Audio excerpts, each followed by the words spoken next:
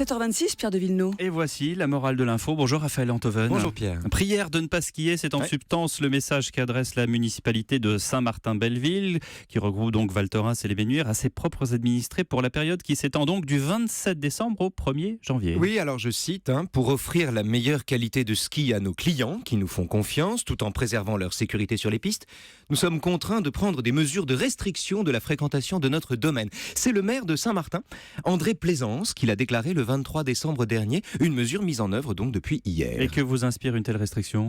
Que voulez-vous que m'inspire sinon de la stupeur, la création d'une citoyenneté de seconde zone, citoyenneté provisoire, mais enfin de seconde zone pour les habitants d'une commune. Oui, enfin, en même temps, la municipalité met en avant le faible enneigement et les questions de sécurité. Bien sûr, mais en quoi les habitants, les salariés, les saisonniers et les employés de Saint-Martin, des Ménuires et de Val Thorens devraient-ils en faire les frais plus que les touristes ? Ils rapportent moins.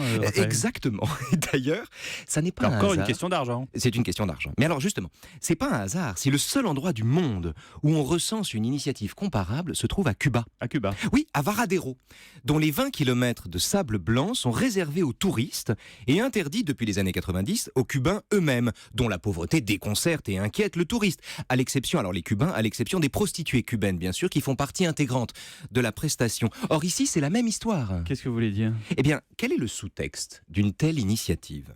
Vous, les Bellevillois, les indigènes, faites des affaires, louez des skis, servez des crozets, déguisez-vous en carte postale, soignez le folklore, ressemblez jusqu'à la grimace à l'idée qu'un touriste se fait de vous. Faites des selfies avec des moscovites, mais soyez sympas.